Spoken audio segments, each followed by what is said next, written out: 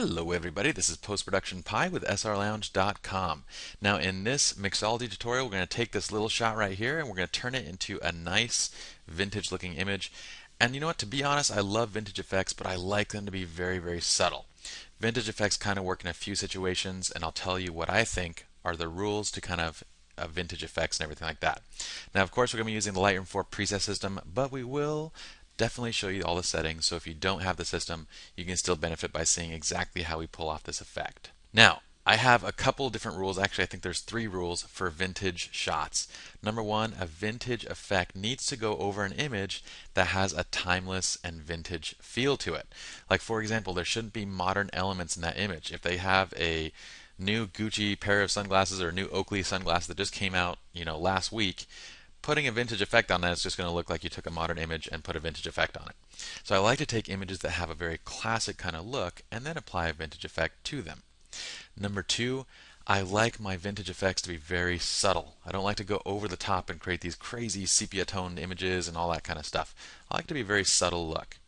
And number 3, I like to apply these vintage effects in a consistent manner. So typically I'll use one vintage effect for, say, all of these images that are within a certain scene. That doesn't mean I'm going to process everyone as a vintage effect. I just mean anyone in this scene that I choose to make vintage, I'm going to use with the same vintage effect. Alright guys, so let's get started. We're going to open up My Mixology. We're going to start with our standard import preset because that's what we always do. I'm going to go to base adjustments and we're going to dial up our exposure a bit.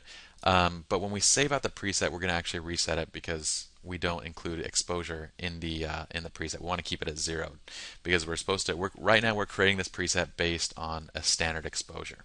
All right. So for base tones, what we're going to do is flatten it out just a bit, just to kind of smooth out the tones a little. We're going to do a light soften on the skin. Contrast is fine where it's at. Blacks is fine where it's at.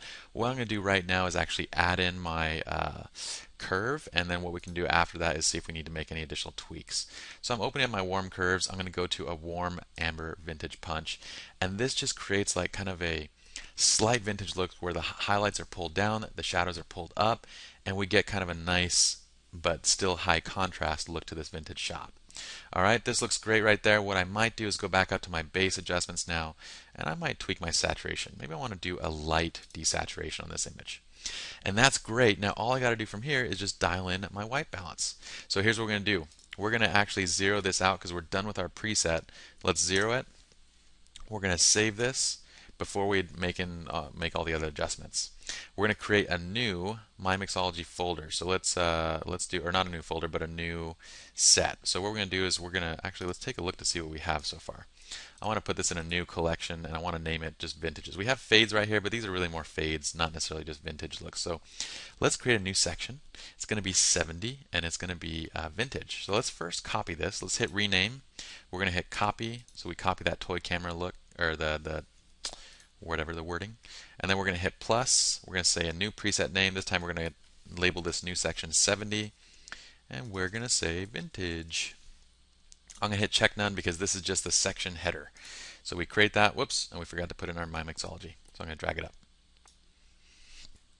Alright, so now we have our category created and actually put in the right folder. Now let's create our preset. So we're going to hit plus again. It's going to go into My Mixology. Let's not make that mistake again. We're going to call it 71. We're going to call this light desaturated. Whoops, not desaturated. How am I spelling? Desaturated. It's getting late, guys. I cannot see. Saturated. There we go. Light desaturated. And let's call it Poppy Vintage. Alright, what we're going to do now is we're going to hit check all.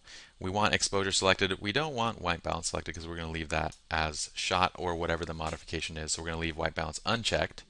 And then what we're going to do, actually, you know what, it's optional. For you guys, if you want to keep it checked, that's fine. Is what it's going to do is going to reset it to as shot every time. If you don't want to check it, then it's going to leave it what that image was set to prior to applying this effect. I'm going to actually set it so that it resets it back to camera, and then we can just dial that in afterwards. We're going to reset these 3 because these are part of the standard import preset, and now we're going to hit create. Great, so there is our light desaturated poppy vintage look. And now what we're going to do, guys, is dial in our actual white balance and temperature, white balance and exposure. So let's warm this up a bit. I'm actually going to dial in exposure first because that's the bigger adjustment. Going to warm it up, and then we're going to take the temperature up just a bit. I kind of like the subtle green hue to it, so I'm not going to tweak my tint at all. And that's great. Now we can apply this to the same, like say a different image in the same scene, and we should get the exact same type of result, a really nice kind of soft vintage look. I'm just going to hit previous, and there we go. All right, so you have that preset set up, the light desaturated poppy vintage. Let's go over how the setting is actually set up, or how the preset works. So as you guys saw, white balance and exposure, those are what you actually will adjust with each specific image. With contrast, we're not touching it because we don't want to boost overall contrast beyond what the curve is actually doing. We're pulling the highlights and the whites down because we want to mute kind of the overall contrast in the image just a bit. And then we're pulling the shadows and the blacks up, same reason. We want to bring the shadows up a little bit and then kind of just mute a little bit of the tones, pull everything just in a little bit. All right, as far as the tones go. With the clarity, we're reducing clarity a little bit because why? Vintage shots are shot on old school cameras. They don't have extreme detail. We want to keep them really kind of more on the soft and flattering side, and that's kind of how we're using these images for these portraits that we want to have look kind of more soft and like they were shot on a vintage camera. All right, with vibrance, we're tweaking it by turning it up. We're doing a little bit of reverse saturation here. We're turning vibrance up. This actually isn't reverse saturation, sorry. This is desaturation, but light desaturation. So by boosting vibrance, we get a little bit of additional vibrance, and then pulling down saturation, we're still decreasing overall saturation, but just not too heavily, basically. We're leaving a little bit of the stronger tones, or color tones, essentially. All right, so with our tone curve, let's check this out. This bad boy is going to have some changes here. What we've done with the tone curve, we've created an S-curve that clips off our highlights at the top, and it also clips off the shadows at the bottom. That's why if you zoom into the deep shadows, you'll see that it's actually clipped and some of the deep shadow detail is actually gone. That's what kind of creates that nice vintage look. Now we've added the S-curve to it because that's what's adding the additional contrast in there. All right, with the red, green, and blue values, we're doing a slight bit of tweaking, mainly on the red, just by pulling it up a little bit. I think there's a little bit of tweak on the green, just barely going up a little bit, and a little bit on the blues, pulling it down just a titch. Okay, so that's it. It's just adding a little bit of amber color toning through this tone curve.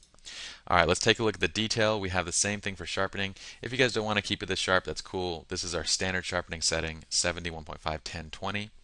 No noise reduction is necessary. And then we have our lens corrections, which is just left at default. Once again, I don't typically like to use vignetting because I feel like it's really overdone. Every single image I see online right now, it looks like this, super vignetted. It's like professional means vignetted. And we always want it, whenever everybody's doing something, we always try and avoid that, guys, because if you're doing what everybody else is doing, then you're not making your work stand out. All right? So I like to have even tones from edge to edge, unless the vignetting adds to a specific effect. All right, everybody, so we're done with this tutorial, and we'll see you guys with the next one.